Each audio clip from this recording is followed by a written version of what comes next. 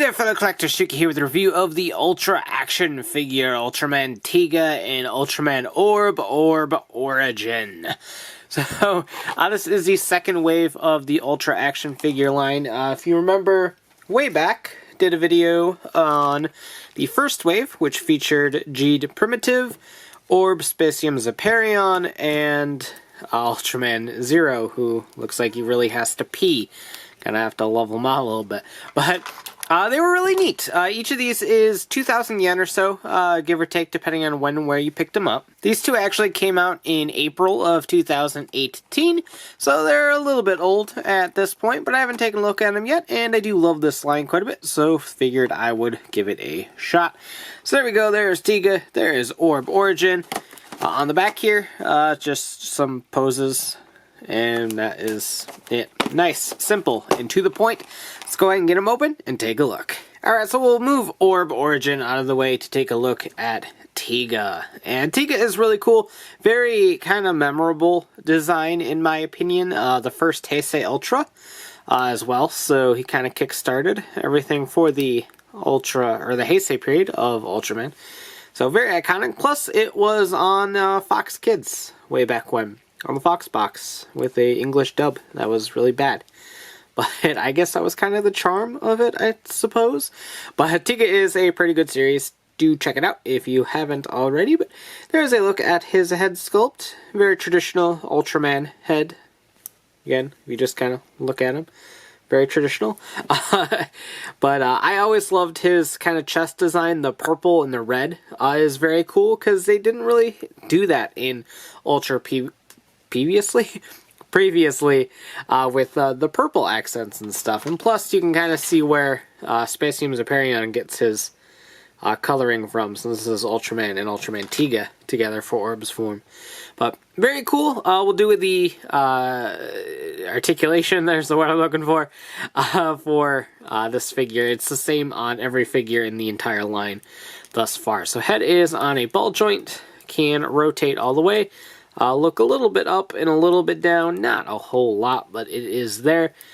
A simple swivel system in the shoulder, right there. You can go about this far back, this far up, and you can go all the way up, rotating it like that. There is a rotation at the bicep, a single joint at the elbow.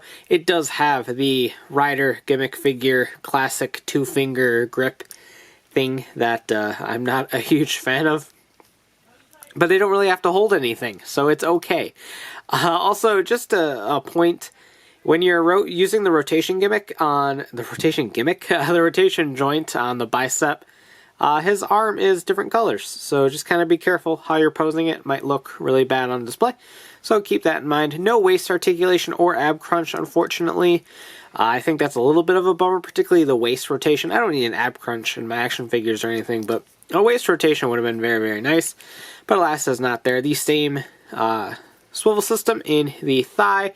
Does not go too much further back than this. It can kick all the way forward like that, though. And there is a joint right there at the knee. Just a single joint, but a pretty good one. You can get a little bit over 90 degrees bend right there. And it is just a simple ball and socket joint, which is surprisingly resilient on the foot there. So you do get all sorts of movement down there, so you get a little bit ankle tilt, forward, backwards, rotation, all that fun stuff on one simple joint. So there is Tiga. Not as pleasant from the back, of course. This reminds me a lot of like a Bandai America figure, just in terms of overall build, level of articulation, lack of huge amounts of paint on the back, stuff like that. But still a very cool figure, nonetheless. And here is Orb Origin, one of my favorite Ultras. I love Orb and I love Orb Origin as a whole. Articulation points are all exact same, and there's nothing on him hindering any of those articulation points. But there is a look at his head sculpt right up there. You got the nice gold lines and the blue line in the middle. And there is his chest with the orb logo that I love so much right there. But it is the nice silver, red, and black color scheme. And again, from the back, very, very ugly. Just sort of a black void of detail. But here is Orb, Spacium Zepperion right next to each other. So pretty much the same exact mold stands the shoulder pads that are on this mold, and a couple molding details, I think, maybe. Yeah, the chests are a little bit different, yeah. But pretty close to the same exact details. But still, I overall like Orb Origin more, and honestly, just because he's sitting in my review station over here, here is the Ultra action figure compared to the SH Figuarts of Orb Origin. So you can kind of see how those two compare. Obviously, the figure art is very much superior. It has its weapon, it has a ton more joints. I adore this figure, and I'm very, very much looking forward to getting more Orb figure arts. I just haven't gotten around to it. I do have Jugless, though. Gotta have Jugless. But very cool. So that is honestly about it for these guys. They're very simple action figures. They're about probably $18 a piece, which for what you get is honestly a little bit much in my opinion. The Rider Kicks figures that are coming out for Kamen Rider Geo's line are the same price point, about 2,000 yen a piece, and they look to have a lot more articulation points than these.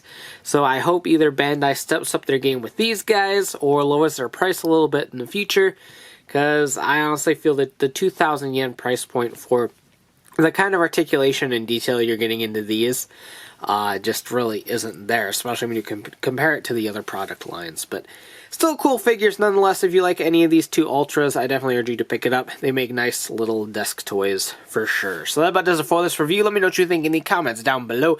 And as always, thanks for watching, take care, and have a great one. Bye. I'd like to thank Mike, Joey, Joe, John, Josh, VZ17, and all my fans who support me on Patreon.